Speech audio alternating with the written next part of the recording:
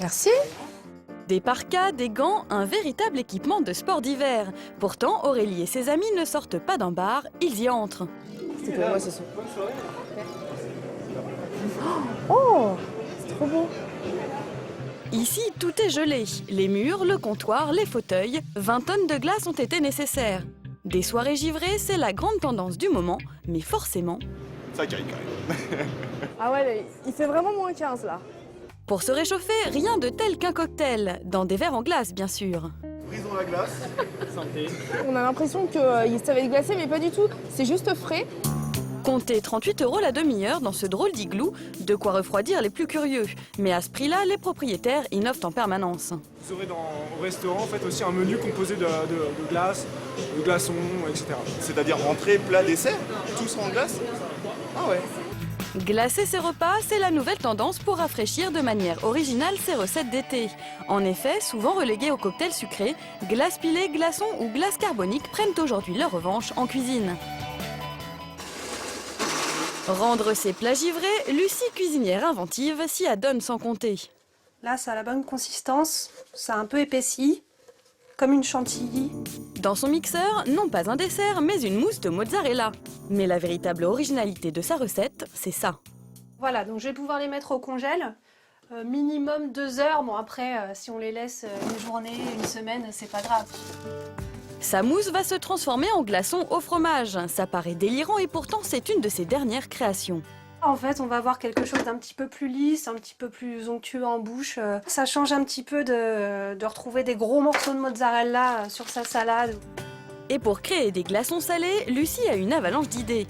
Pour ce soir, elle prépare un carpaccio de bœuf très original. En effet, tout l'assaisonnement tient dans un glaçon tricolore composé de purée de tomates, basilic et huile d'olive, auquel elle ajoute des capres pour le croquant. Il suffit d'avoir un petit peu d'imagination et de se lancer et on peut avoir des choses hyper originales, aussi bien au niveau du visuel qu'au niveau du goût.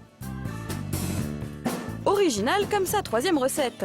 Des glaçons au bouillon de coquillage, baies roses et thym pour accompagner un émietté de crabe. Au bout de 2 heures, tout est prêt. Seul hic avec les glaçons, c'est que pour les démouler, il faut parfois utiliser des méthodes un peu frappées. Et voilà! Pour moins de 10 €, notre cuisinière a réalisé un repas original et coloré.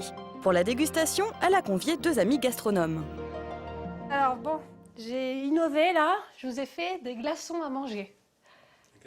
Vous avez faim? Les garçons sont perplexes. Mais pour ne pas refroidir encore plus ses invités, Lucie a une astuce, sortir ses assiettes du réfrigérateur 15 minutes avant de les servir pour que les glaçons commencent délicatement à fondre. C'est pas trop froid? Non, c'est pas trop froid. On peut penser que en fondant le glaçon donnerait un goût d'eau au crabe. Et là, c'est vraiment que du bouillon, des épices, des choses très bonnes. Ça donne beaucoup de goût. Les 2 autres sont agréablement surpris, pari réussi. Mais pour ceux qui ne bouillonnent pas d'idées comme Lucie, des recettes glacées simples et inratables existent aussi. Alors, atelier givré, G-I-V-R-E. Laurence et son fils Arthur organisent des cours de cuisine. Aujourd'hui, ils vont apprendre à Julie et Frédéric à faire de la glace un ingrédient gourmand. Donc là, on va partir d'une recette qui va nous prendre montre en main 3 minutes. On va faire un granité de carottes. Et en effet, la recette est d'une simplicité désarmante. Il suffit de verser du jus de carotte dans une boîte en plastique sur environ 1 cm d'épaisseur et laisser reposer une demi-heure au congélateur. Tintin. Je vais vous laisser gratter et récolter les paillettes. Et la technique du granité se décline à l'infini avec toutes sortes de jus de légumes, avec ou sans aromates, ou de jus de fruits pour une version sucrée. Il y a toutes les saveurs acidulées qui ressortent avec le côté givré. La deuxième recette, une soupe verte glacée, nécessite à peine plus de préparation. Émincer une courgette, une gousse d'ail et une poignée de fans de radis, recouvrir d'eau, ajouter un cube de bouillon de volaille et laisser mijoter 8 minutes, puis passer le tout au mixeur. On ne met pas trop de bouillon, parce qu'il faut tenir en compte qu'on va rajouter après des glaçons et on ne va pas se retrouver sur une matière trop flotteuse. Laissez refroidir la soupe avant d'ajouter 4 ou 5 glaçons et de mixer une nouvelle fois. Résultat, un velouté épais, fondant et très frais. C'est une autre façon de manger les aliments, c'est parfait pour l'été, c'est frais, ça passe tout seul. Ça me fait penser à un milkshake. Bah, je l'aurais pas mangé parce que j'aime pas la courgette. Les recettes de Laurence sont simples, étonnantes et bon marché, mais vous allez voir que la glace en cuisine réserve des surprises encore plus spectaculaires. La preuve dans ce parc d'attractions où l'on se permet les expériences les plus incroyables. C'est génial. Hein, on croirait que ça fait la nappe sur la table. Regardez. Cette mystérieuse fumée n'est autre que de la glace carbonique. Mais le plus étonnant, c'est qu'ici, elle ne sublime pas uniquement la déco. Le chef Noël Gutrin l'utilise de l'entrée au dessert. Démonstration avec une soupe de cèpe.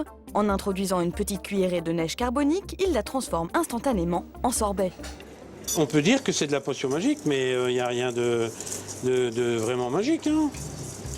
En réalité, cette métamorphose est due au contraste de température entre la glace à moins de 80 degrés et la soupe chaude. Et la magie opère aussi sur le goût. Elle peut servir aussi d'exauceur de goût. C'est-à-dire qu'en même temps, notre glace au cèpe va prendre de la puissance en goût. Et ça, c'est très intéressant. Pour la table 12, Pierre-Henri, va doucement. À table pour Sylvie et ses enfants, après l'étonnement, c'est le ravissement des papilles. C'est vraiment crémeux. C'est onctueux aussi. C'est doux à la fois.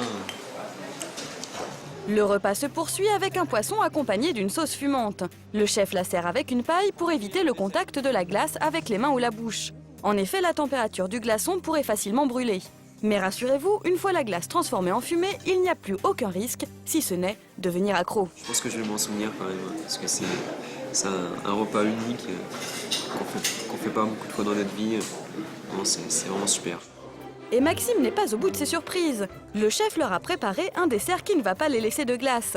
Quand on plonge des meringues dans un gaz à moins de 180 degrés, ça donne ça. Ah ouais.